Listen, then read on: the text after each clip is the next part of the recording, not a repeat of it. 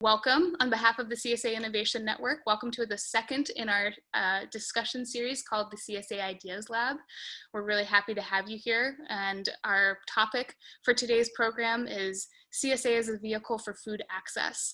We're really pleased to have some fantastic speakers lined up, starting with Garrett Ziegler from the Michigan State University Extension, and Garrett is also a board member with the West Michigan Growers Group. So Garrett's going to provide the framework of how to think about using CSA as a tool for food access, including barriers and opportunities and methods for getting a food access program started up. There are a lot of different ways to go about this. Then Mike Edwardson from Plainsong Farm in Michigan, which is a nonprofit farm, will provide his perspective about how he's partnered with a local community center to provide CSA shares to local residents, how that's worked out and panned out over the years. And then Liv Froehlich from FairShare CSA Coalition in Wisconsin will share another organizational perspective of how to operate a long-standing cost-sharing program. She'll dig deeper into that. And then Linda Davies from Wintergreen Farm in Oregon will share her perspective, a farmer perspective of how it has worked to operate a SNAP and double up bucks program. And then we'll end, like we said, with about 10 to 15 minutes for questions. So with that, I'm going to hand over the mic, figurative mic, to Garrett. Thank you, Carrie. Just had to find my unmute button there.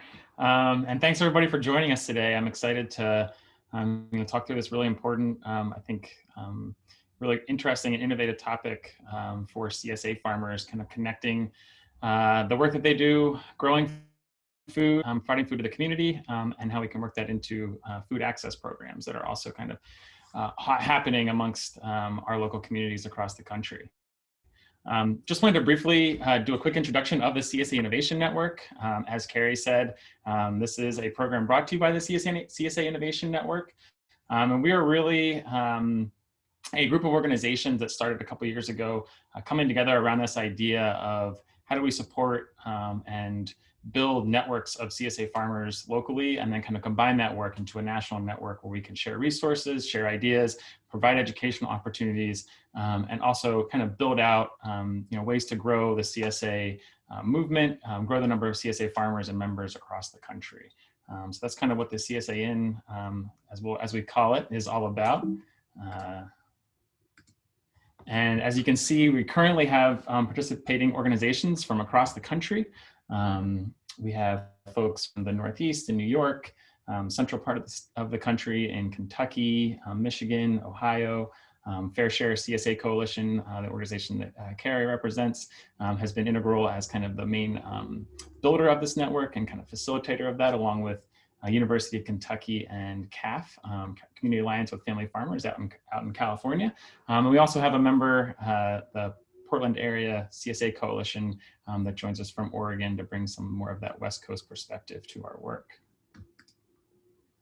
So I just kind of wanted to start off our discussion and our presentation today, kind of just basing us on some shared language around what food access means. And I brought in this language from the USDA because I thought it kind of gave us some baseline information, but also something that we can kind of build upon and look at, how is food access kind of through this definition utilized by CSAs to provide food to their communities. So really from the USDA, food access is accessibility to sources of healthy food as measured specifically by the distance of an individual to a store or by the number of stores in that area. Obviously, there's individual level resources that may affect accessibility beyond just their distance, whether that's family income, transportation, availability of a vehicle to get to stores in their neighborhood. And then there's obviously also neighborhood level indicators such as neighborhood level indicators of resources such as average income of the neighborhood, and again, availability of that public education for people. So there's a lot of things beyond just proximity to grocery stores. There's individual level indicators as well as community level indicators that can really tell us and shape and things that impact people's ability to access food. And we're really specifically in this instance talking about healthy food.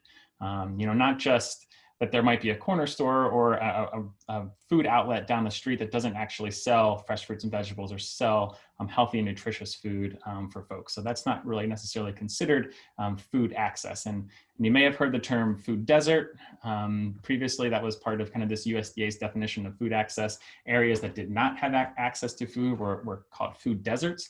And lately, I've heard that term not maybe necessarily used as much, but also other terms that kind of describe those areas as food swamps where there is access to food. It's just not necessarily healthy and nutritious food. So again, CSAs, we believe really lends themselves, and the model lends itself to being utilized as a tool for this healthy food access and healthy food access programs. We did a study in 2018 here in Michigan, just a survey of CSA farmers from around the state, and found that about a third of our CSA farmers are currently participating in some kind of CSA or food access program in partnership with other community organizations.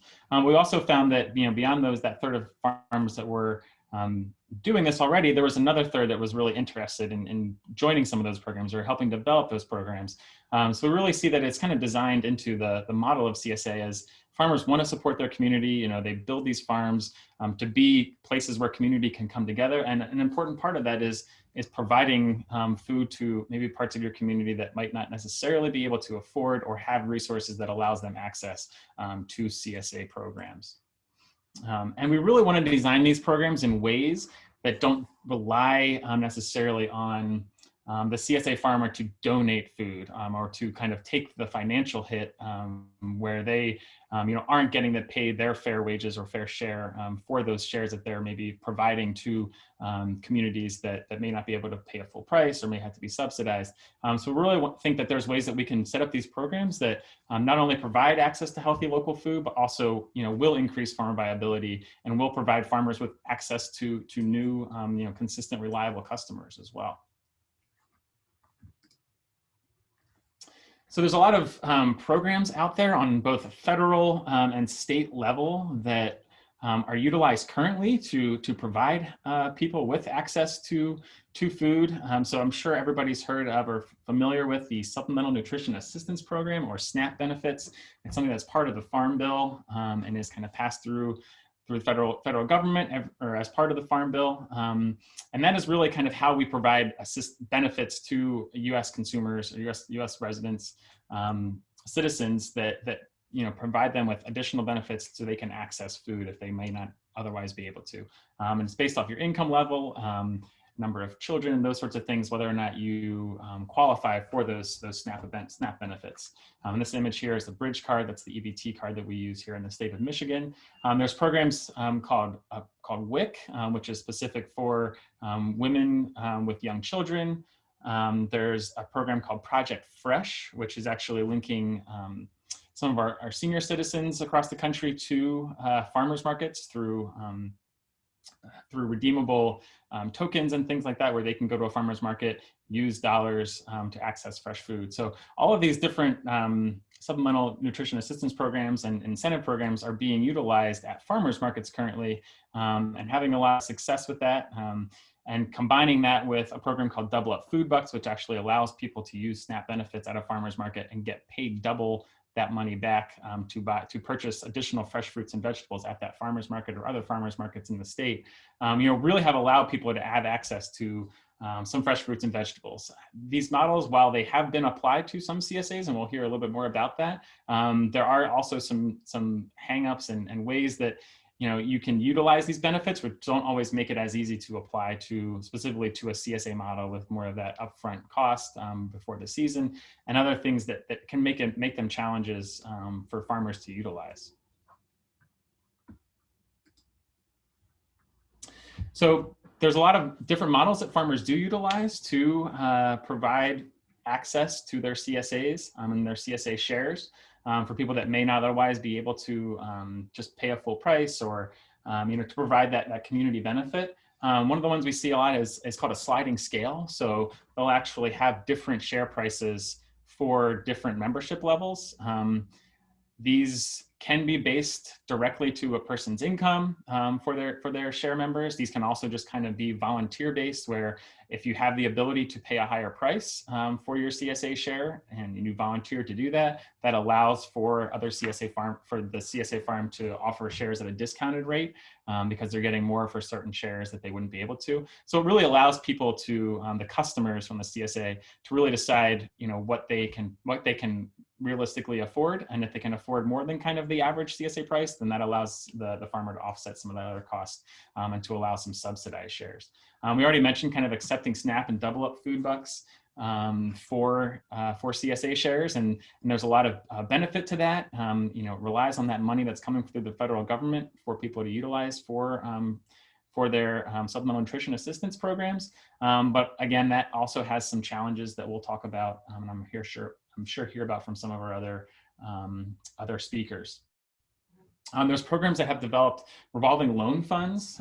This is kind of a new concept, and one of our CSA Innovation Network partners actually received some funding to develop this in Hudson Valley area of New York, where a nonprofit kind of holds a fund that actually allows the farmers to get paid up front for their shares that they're going to utilize SNAP and EBT funds for. And then all those SNAP and EBT funds from the customers actually run through the nonprofit, refilling that fund and allowing it to be utilized for shares for the next year.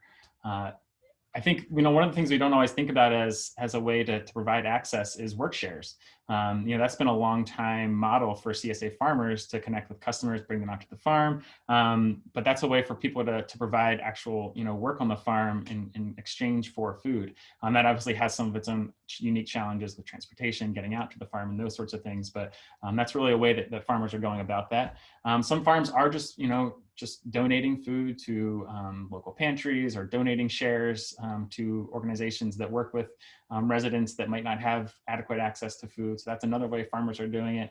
And we've also seen farmers partnering with hospitals, local health clinics, and organizations that are doing prescription for health programs, where they're actually, prescribing or providing food access as a way to combat obesity, diet-related diseases, and health issues that they're seeing in some of their patients. So we've seen that as a really innovative way that CSAs are being integrated into the health and wellness field and providing that healthy food to local residents. So there's obviously some challenges. As I said, the federal food assistance programs are not really designed for CSAs. They're designed to be utilized at grocery stores, corner stores, other more kind of traditional places where people are accessing food, and CSA farmers, some nonprofit organizations and partnership organizations that are, facilitating these transactions are not necessarily classic places where those benefits are being used. So there's some hangups in that, working with the USDA. Consumers, that are a lot of times when we're providing access to CSAs, or providing CSAs to maybe non-traditional CSA customers, or people that might not necessarily be able to afford CSAs, this is their first year. As with any new person to the CSA model, there's things that, there's learning curve, there's maybe vegetables and fruits and vegetables that they're receiving that they're not familiar with utilizing and cooking. And even as a seasoned CSA member, I still, run into trouble utilizing all of the food that I get in a CSA share. So that's obviously something that goes along with providing access through CSAs. There's, again, greater coordination and logistics that are required for those SNAP and EBT transactions. And it really may require working with organizations that farmers aren't used to working with, that maybe working more in the traditional food access field, or in charitable food, or faith-based organizations. There's lots of organizations out there that are working to provide food to people that may not have experience working directly with farmers, or working kind of in this local food space where CSA farmers are operating. So that adds, an extra level to it. But as you'll see on the next slide, I think that really also offers a lot of opportunities. This work around CSA and food access is really about creating unique partnerships. It's really about connecting with organizations and creating collaborations that that farmers may or may not be familiar with. So I think that's a really important aspect of an opportunity in this work as well. Another opportunity is that really it broadens your CSA customer base. right now, as we've seen, not maybe this past year as a result of COVID, but in previous years, the numbers of customers and people that are, signing up for CSAs on an ongoing basis, really kind of seems to have plateaued over the years. And we really need to continue to build the pie for all CSA farmers to continue to be successful. And I think, providing reaching different communities that maybe specifically aren't able to actually afford CSA, the upfront cost of a CSA or the high cost of a CSA, is really a way to grow that customer base. I think it also, it's something that really allows CSA farmers to contribute to their local food system. I know a lot of CSA farmers, especially that got into local food and local farming because it was something that they wanted to build their community and be a part of something maybe bigger than just growing food, and part of that local food movement. And I think this is a way where you can really work with different organizations and become a part of that and really contribute to that building of equitable local food systems.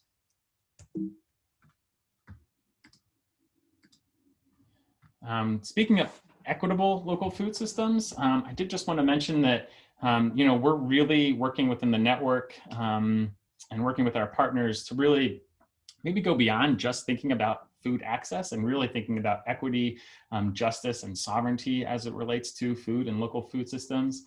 So thinking about how CSAs fit into that is a really important part of that. And thinking about how, when we're designing these programs where we're trying to provide CSAs to different communities, how are we working with those communities and in collaboration with those communities and working alongside for them to build programs and set up things that work for them? Or are we working for communities and kind of trying to bring in programs and recruit people that, maybe they didn't have a hand in planning what that program actually looks like? So that's a really important piece of it. And I think the more we can work with communities, the more successful we'll see these programs be.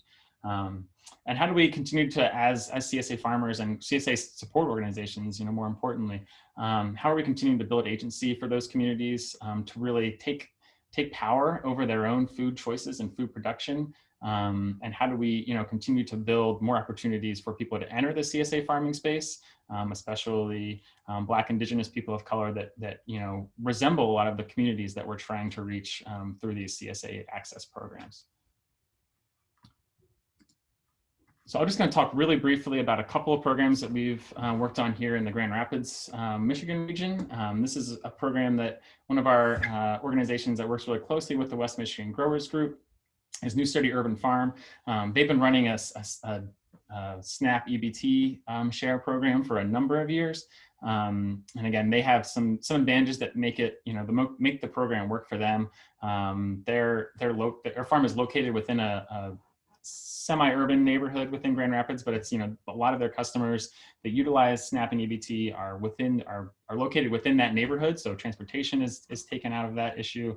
They're able to walk to the market, and they have the ability through a previous farm stand to utilize the SNAP EBT technology and take those payments right on site.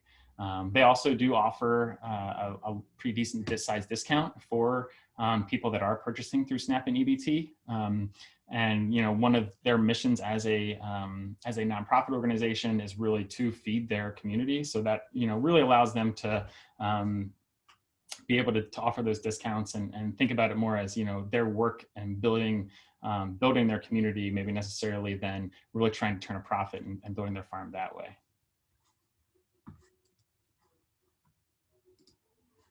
And then the second program, and Mike can kind of talk a little bit more about this, as his farm was one of the farms that was initially part of this program, was through our work with an organization called Access of West Michigan. And this really gets into that space of partnering with organizations that maybe were non-traditional, but once they kind of get into this local food space and CSAs, you can see that they really begin to recognize how important this is to their work of really working with charitable food organizations. So Access is a network that works with a number of different food resource providers around the Kent County region of West Michigan. And they really kind of saw that through a lot of their pantries and these organizations that they were working with, that there were some systemic issues that, as part of charitable food and these food access issues, that their the customers just weren't able to access healthy food through this. And they saw that there was a lack of fresh food coming from local farmers. So we started talking to them about a way we could connect a lot of our CSA farmers directly with these food resource organizations and food resource providers through a CSA, what we call a CSA to Pantry program.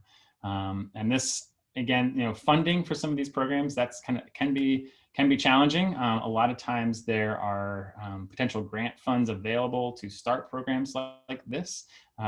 Issue becomes, how do we maintain these programs over time when those grant funds aren't available to directly pay for the CSA shares to make sure that those farmers are getting paid, a fair and equitable price for the food that they're producing. So over time, this program really kind of shifted into an actual pantry market model where the different food resource providers were actually purchasing food directly from local farmers, maybe not in the form of CSA shares, but were then using their spaces to actually develop kind of some mini markets within their food resource provider spaces, and accepting SNAP and double up food bucks to be able to fund that. So really kind of still ensuring the farmers are getting paid a fair price, working with local farmers, but kind of figuring out how they can make that model sustainable. And with that, I'm going to pass it over to one of my colleagues here in West Michigan, Mike Edwardson from Plainsong Farm, and he's going to tell you a little bit more about the work that they did in partnership with Access and others to kind of develop and continue their CSA to Pantry program. Sounds good. Thank you much, Garrett. Yeah, like Garrett said, Mike from Plainsong Farm here, and maybe just a few things up front that we can say for the Q&A of what we kind of do with equity and access in the greater food system. We do have a CSA that we work with 2 pantries, North Kent Connect, which is a community service provider that Garrett was talking with about working with Access, that I'll speak more in detail about. We also work with a local community college in Grand Rapids, about 14 to 15,000 students. They have a pantry there, but it was mainly non-perishables and commodities. So we've been providing them healthy food as well. And next year, we're going to be transitioning into a sliding scale CSA. So that's something we've kind of been putting some thought into. And then the last thing, we've also been looking into social care farming when it comes to the equity piece as well.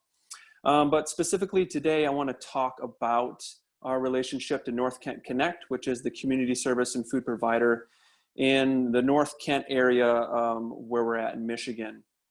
And how that started is via Access and us getting grant funding so that we could provide CSA shares to clients at that pantry. And a big thing I want to stress for us as a CSA farm, the reason we did a CSA was not just to distribute food to our community, but also to foster that community connection, to build equity and asset in our community. So when we developed that relationship, the biggest thing for us is we wanted clients of the pantry to actually be able to pick up at the farm or be involved in the farm just as all the other members of our CSA are. So that was a big thing for us that gave us the opportunity for folks to come and volunteer. And then they could also come meet farmers, be on the farm, and really be connected to their food. Because I think a lot of this idea of equity and access also has to do with just empowering people and making them healthy. And part of that is connecting them back to the land and where their food is grown. So that was a big piece of it for us. And we did that for a couple of years, and that has transitioned now into the pantry itself having a farm market on site. And we really provide, we put in orders. They have a running credit with us, and then they order each week of what they want. Just because the CSA model was a little bit challenging for people to get a full box of things they might not know, it might not be popular. So they kind of transitioned out of that. And that's been working well. In terms of revenue, because I know it's a big piece of grants come, grants go, how does this thing have long-term sustainability? From the beginning for us, what we've done is we've reached out to our own CSA members and our community, where we have a Sow It Forward program, so people can buy a share and then donate a share. And then all those donated shares can go directly to the pantries that we're working with. And that was a way for us just to educate our community about equity and access in our local food system and how they could be a part of it. So we've tried to build in long-term financial sustainability just by directly reaching out to our community. And then as the pantries themselves receive funding and grants and other things like that, or as a nonprofit, if we can receive fundings and grants, we'll utilize that as well. But we felt that for long-term success, we kind of just needed to directly reach out to our community, and hence why we're kind of transitioning more to maybe a sliding scale CSA. And then another thing I want to bring up, maybe just a few more minutes here I have, the pantry we work with also has a community garden, and this year we started a program. It's called the Good News Garden Program, where we actually sold seedlings, and this was kind of a response to COVID, of kind of building a little bit more food sovereignty for people in our community, of being able to grow their own food. I also did a lot of like educational videos that we made available to people, so I could kind of teach them virtually how to grow their own garden, how to get healthy food themselves. And that was a very popular thing, of people not only being able to purchase produce from us, but also seedlings. And that was something that came through grant funding, but we also got direct donations for. So I think there's a lot of different ways in which community service and food providers and farms can really connect. And for us, it's been helpful because the pantry has been able to offer things like EBT and SNAP. They also have more like work share things where clients can attend our classes or come volunteer at our farm and then get credits to go and buy healthy produce at their farm market. So some of those structures of like work shares and that stuff is already built into a lot of the community service providers. So I think smaller farms can easily jump on board there and not feel like they have to build out the whole system of having like working shares and figuring out the finances. That at the end of the day, we're kind of working toward the same end. So partnering does work out there. Perfect. Thanks, Mike. Appreciate that. Next, we're gonna bring on Liv from FairShare, who is gonna tell us about their Partner Shares program, where they provide kind of discounted, subsidized shares to their to folks all across Madison, Wisconsin area, and to their farmers. I'm Liv Froehlich. I'm the program manager over at FairShare CSA Coalition. For those of you who may not be familiar with FairShare, we are a Madison-based nonprofit that works to connect CSA farmers and eaters. We represent a coalition of CSA farms. This year, it's about over 40 farms. They're located predominantly in Wisconsin, but we've been expanding regionally, and this year we've got some farms in Minnesota and Illinois as well. And one of the kind of foundational programs that we offer is our Partner Shares Food Access program.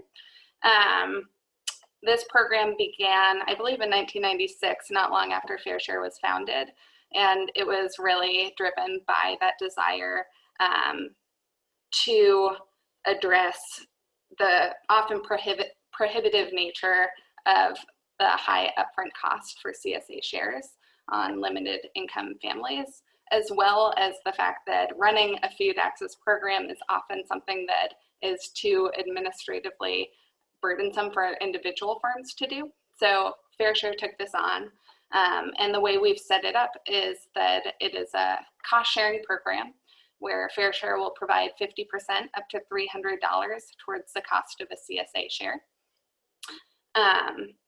Beyond providing that assistance, we also provide individualized and flexible payment plans. And this is a way for folks to stretch out those payments incrementally into a timeline that works for them. We'll process a variety of different payment methods, SNAP and EBT. Since we are dealing with a large regional scope, we do this through manual paper vouchers, which we send out to recipients. They fill out, send it back to us, and we'll process them on the date that they've specified. And we do that similarly with checks. And we also accept credit cards. Sometimes we'll do a combination of those payment methods depending on what folks specify. Over the years, when we started this program, we had about 18 households in the program, and we've now expanded to roughly 180 households that we serve each year. And in addition to households, we also work with local community partners and organizations, which will often purchase a larger quantity of shares and disperse it through their membership. In many cases, some of our farm members have relationships with community centers in their region, and they'll facilitate that kind of relationship and channel those community centers through the Partner Shares program.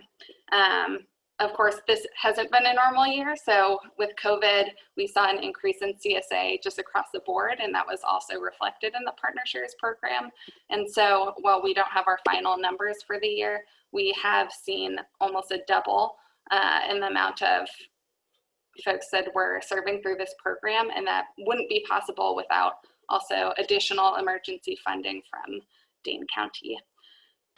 Since its inception, the Partner Shares program has really relied on the funding of one of our annual events, the Bike the Barns fundraiser. For a while, this was pretty much the principal funding mechanism for the program.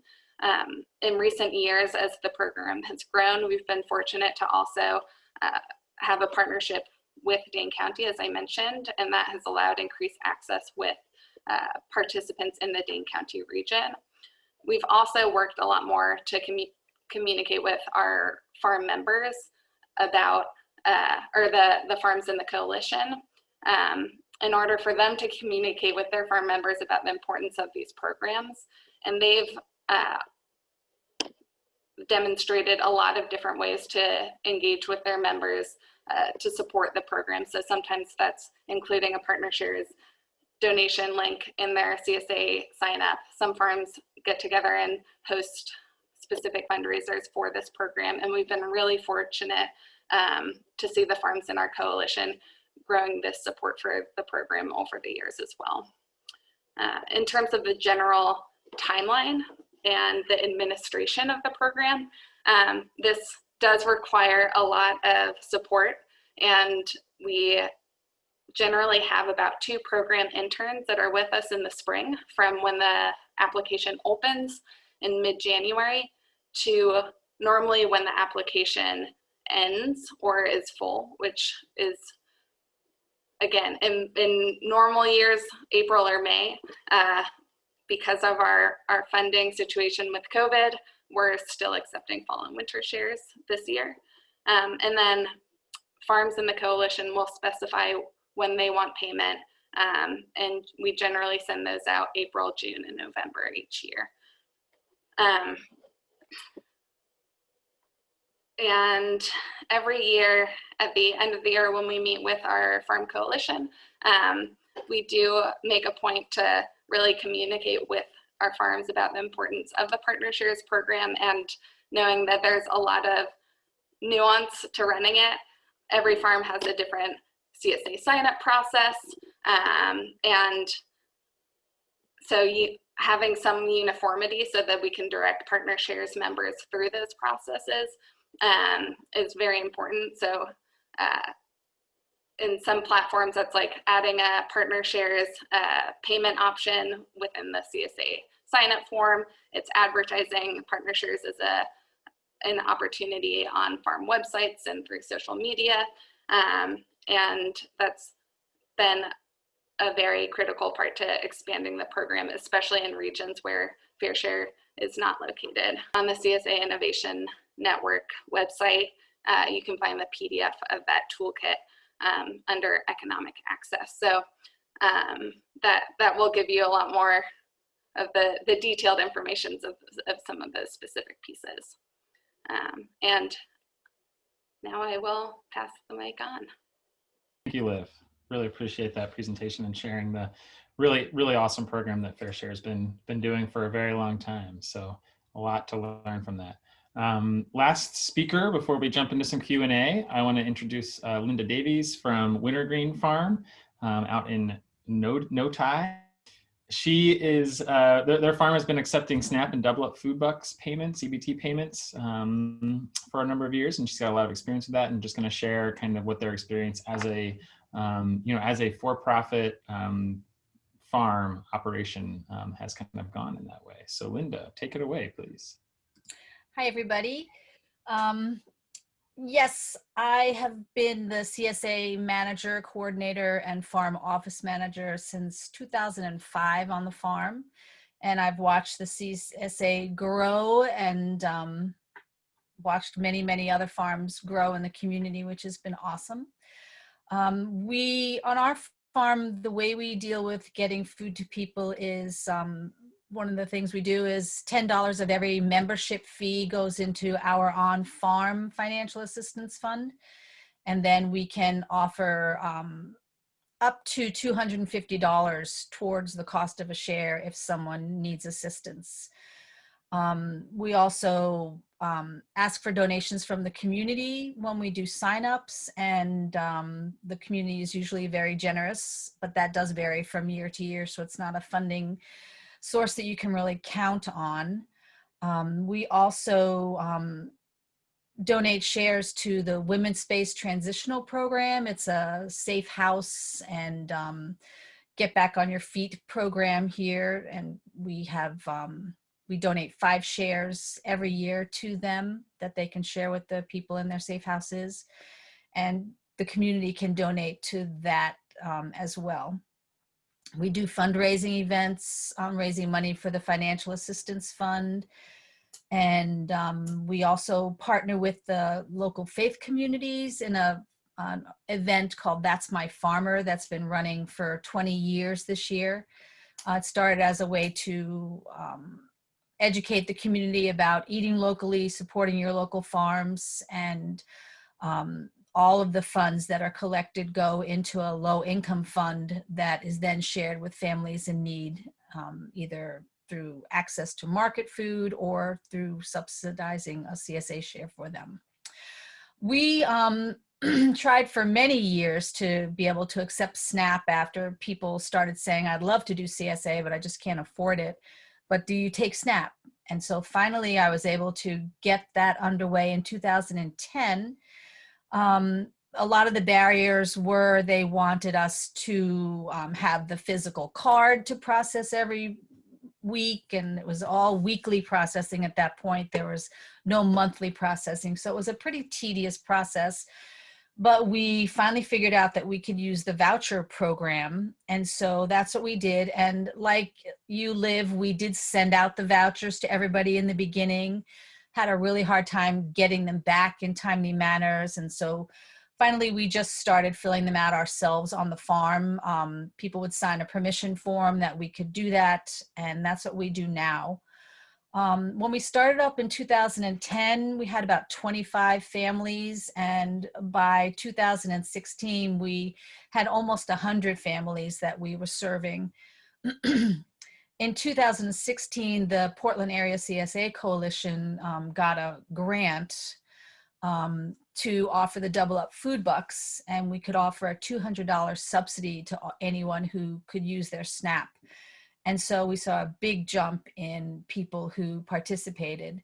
A lot of people just don't get very much in their SNAP, or it changes, you know, all the time. And so we had a lot of issues with people having the funds this month, but not having the funds next month. And so then if you don't have money to help them, a lot of time people had to drop out. I really think that being able to accept the SNAP has been a benefit to a lot of low-income families. And there's also a resource guide for any farms out there that don't accept SNAP and want to learn how. The Zenger farm got a grant to create this guide, and it's available in a PDF form. And if anybody's interested, I would be happy to share that with them. I'm just gonna give my time back and be happy to answer any questions about what we do at the farm. One thing I want to say is we do work with the local food bank, Food for Lane County here, and we donate quite a lot of food to them, and then they sort of create their own little CSA box from what everybody else in the community donates, and they have weekly dispersals of that. We also do a program here where if someone can't afford a CSA share and we don't have enough funding for them, they don't receive SNAP, we do have members donate their shares if they're on vacation or something. And then I will then call some of those families and say, I have a share available this week. Can you pick one up? And that's worked out really well, just getting food out to people. Yeah, so I'm just gonna say thank you. And if you have any questions, I'd love to answer them for you. Great. Thanks, Linda. I really appreciate you sharing your story. It sounds like you guys are doing some awesome work out there and really innovative, and amazing how you're really, you know, running a successful farm and really giving back to your community, kind of all in this, on a very important way. I did want to just quickly share some resources, and I appreciate that Liv got a jump on it and shared the link already. We have great resources already on our website at the CSA Innovation Network. So, whoops. So just go to that link there, and you'll find a number of great resources all about food access programs, best practices, case studies, all kinds of different stuff. And I think with that, we're going to move into some Q&A. Sounds great. Thanks all. That was very interesting and fantastic to pair the Zoom chat along with what you all are saying. It's great to see the building on your experiences and hearing from other folks that have experience in this area or that have questions. So thanks for everybody for your involvement and participation here. We'll start with sort of a bigger picture question, and I have I'm going to be working off of questions that folks submitted on their registration form, and also please feel free to pop questions into the chat, and we'll just do a combination of working from those sources, and you can ask questions of any of the presenters. So a question that was submitted from Sheena Tesh from Madison. She's actually been active on the chat function too. She brought up that CSA can be sort of an exclusionary term, or is it an exclusionary term? Do we think that? Do we feel that? And also, it may be difficult to explain to somebody that speaks English as their native language, and then maybe even more difficult perhaps to explain it to somebody that English is not their native language. So any thoughts from any of the presenters? Do you use alternative terms ever? Just any thoughts in that space? Yeah, I think that's a great question and a really great point. I think so often, you know, when we work in the CSA community, we get so used to everyone just knowing what that means, and not even really saying community support agriculture, but just really defaulting to CSA, CSA, CSA. So I think that's a really good check on, you know, us as CSA support organizations and farmers, that as we bring more people into this space or try and reach out and build equity, that we need to be mindful of the terms, the language, you know, that we're using. So I definitely really appreciate that question. I don't know if I have a lot of answers for that, other than just, you know, really being, I think starting out and being mindful for the most part of that. I'm curious if any of the farmers on the call, Linda or Mike, have terms that they've used to kind of describe these programs, or maybe, you know, steer away from the CSA term itself. Yeah, I mean, we've used, Mike here from Plainsong, we've used like just farm share, produce boxes, trying to describe like subscription model, get the sense of it. But it is, I would say it's very confusing. We've been doing it for 5 years, and we get the same thing. What is a CSA every single year? We've done things, we've created videos. I mean, this is more work for the individual farmers, but sometimes if you can get partners in with you, we've created a video just showing like what this process looks like, of like coming to the farm, picking up all your produce, bringing your own bag, and kind of educating people that way. The same thing we would do when we send like weekly newsletters with recipe ideas and stuff like that. So it is difficult that there isn't a better term, or if we can start using better terms that would better encapsulate what's happening. But I think part of the problem is CSA means very different things to like a lot of different farms. So depending on the farm, you don't really know what you're getting into. So I mean, we have used that, and then to address the other issue, maybe with like more culturally relevant. We've done that with our Good News Garden selling seedlings and getting the word out. We've actually had to reach out, and community service organizations can be good partners for this too. getting things translated both English and Spanish, to make sure that like the things that we're trying to do of build equity and access into the food system is actually not keeping people out simply because, you know, like they can't read them or the marketing that we're sending out. So being intentional, mindful up front, that, you know, everyone in your community has access to these things. And I think like the Pantry partners a lot of times have a lot of resources to do those things. So you can always reach out there. That's what we found. I actually might hop in here too. I know I'm not supposed to so much as the moderator, but just this one, I feel like I want to hop in on. We have found it helpful to be explanatory about the word CSA, to be intentional, keep the acronym there, because I think the acronym does still have a lot of meaning, and especially now with COVID having happened, I think CSA is becoming much more of a household term, but just being really conscientious about breaking down what that means, pairing CSA with those other suggested terms that folks have put in the chat and that the presenters have mentioned. Just wanted to pop that in the discussion there too. And I also would like to just mention, as far as the CSA acronym, I agree that it's a conversation starter. And I talk to so many people that in explaining what CSA stands for, community supported agriculture, and then explaining the whole model, it just gives you that in to explain how it all works and why it's so beneficial to everybody to do it. Thanks all. Okay, we're going to shift to another question here. It came into the chat function here and from Peter Kraus, and then also was asked of iterations of this were asked in the registration questions as well. Does anyone have any experience with or comments on sliding scale models as a way to provide a food access program? So Carrie, I can tell you about our experience out here. We have a couple of farms, particularly Ziegler Farm started with a sliding scale, not this past season, but the previous season. Ziegler is we've mentioned them before, but it's a not-for-profit farm in a food desert area in Southeast Portland. The majority of their, well, a large percentage of their subscribers do use SNAP. So they had a very successful sliding scale program. And I think it even, I'm not sure if it made them money, but it more than covered what what members couldn't pay on their own. So it was extremely successful for them. And we have another farmer down in South Oregon who is a protein farmer, and she has a sliding scale for hers.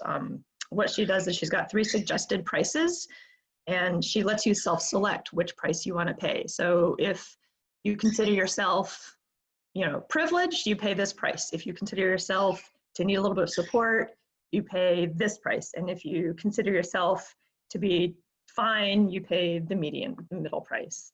And that's worked very well for her. Thanks for sharing that, Holly. And Holly is one of the partners in the Innovation Network as well, out from PACSAC, Portland Area CSA Coalition. Do any of the other presenters want to comment on that, or you can do it? I'll just give a little plug again for the resource page of the Innovation Network has a link to how to kind of what is a sliding scale and how to run it and how to think about it from Underground Alchemy. And it's been a really helpful way, I know, as FairShare's talked about this internally, to think about sliding scale in metrics that aren't all directly income based, which is often how sliding scales are operated. So thinking of it more as a reflection of different aspects of privilege versus directly tied to income. And so for folks who might think about implementing a sliding scale, I found it an especially helpful resource to think about how you frame that to farm members or program members. Thanks, Liv. Okay, moving on to this next question, which is sort of a combination of a couple of questions. Folks are wondering about home delivery and increasing access by providing home delivery. What does that look like from the farm perspective in terms of labor and costs associated with that? How to integrate this into a farm model and still have it be viable? Yeah, I think that's a really, really important question, Carrie. I think I said, from the beginning, is that these programs are designed to increase farm viability and not detract from that. So I think there's a lot of ways that you can do that. And I think partnerships and collaborations are really key in finding organizations that you can partner with to support the work that you want to do in community and through providing access. And I think maybe I'll hand it over to maybe Linda or Mike again to kind of talk through from their experience as farmers, how they've been able to be successful in that way. Yeah. We do some, sorry, Mike. No, go for it. We do offer some home delivery, but we usually charge a little bit additional for that service, and we try to keep it within a certain mileage from one of our existing locations. Most of our delivery locations are our members' homes who volunteer their homes for that purpose. And so we have quite a few of them, and there's usually one that is accessible by a member close by. And if we have members who might have handicap issues or environmental issues, we take that into consideration. If we can easily do a home delivery without any additional fees, we will. Yeah, and I'll just jump in because we don't do home deliveries for our CSA, mainly for resources of having a big enough reliable vehicle. We need any stuff like that. But speaking from more the pantry side, I would just say, utilize your community, your volunteers. A lot of times they do have vans and volunteers able to do that. So a lot of our donated shares or produce is picked up on farm from volunteers of those organizations. So we have a pantry in Grand Rapids that's about 25 miles from us, and they have volunteers that they send to come and pick up to the farm. So just like the CSA too, and reaching out to your community, if someone picking up and taking it back to their household for multiple members, I think just being creative and reaching out and seeing how you can kind of partner and collaborate with other people to utilize some resources they have to offer. Great. I think we have time for one more question here. And we'll go to this one. So let's see, who was this? This was Beth Miller from Bath, New York, Peace Weaver Organic Farm, CSA. Does anyone have experience or want to talk about using seconds as part of a food access program, perhaps providing it to hunger groups or community centers or pantry programs? I don't know, sorry if I missed that part, Mike, with the pantry piece or Garrett, but are these number ones, number twos? Yeah, for us specifically, these are same produce that's going to our CSA members are going to the pantry. So this is not seconds by any means, but having that relationship, you can then already build that in. So what we can do is, knowing that I have someone on call, like people are getting our first, but then as the produce begins to age over the week, we can discount it and get it to them quickly, or at a certain point we can offer to it as just a free donation. So I think just building those relationships is great. I know there's a lot of gleaning programs too. COVID might be tough with that, but bringing people out to the farm to do a lot of that stuff. But we offer seconds to all our pantries after we've already, given them first. We also give excess vegetables to the food pantry, as well as things that might have come back from market that didn't sell but are still in great condition. We don't send anything to the pantries that we wouldn't want to eat ourselves, because we know that's going to be a couple of days before they actually get that food into the boxes. And so we try and make the food, be as fresh and as wonderful as it can be. We also, I forgot to mention the gleaners. We work with a gleaner group here, not this year, unfortunately, but most years when we have a crop that we're not going to be harvesting any longer, we will call in the gleaners. And our gleaner group is a pretty local one. And what they do is they deliver food then to older folks or folks who are, homebound. And then they take a lot of the food and then create, they can it or dehydrate it and then share it with those same community members. So we feel really good about that. Thank you. Appreciate that. There are many questions that we did not get to, so feel free to ask for the contact information of the presenters if you would like that, and you can reach out to them specifically and ask questions. And also, the Innovation Network has a discussion forum on our website, so it's a great way to go and post a question, and then others can respond across the U.S. So thanks all for attending. Thank you to all the speakers. You did a fabulous job of explaining the challenges and barriers in this space, and really highlighting the opportunities. So thank you for sharing your stories and those highlights. And we hope you have a great start to your fall. Thanks for joining us.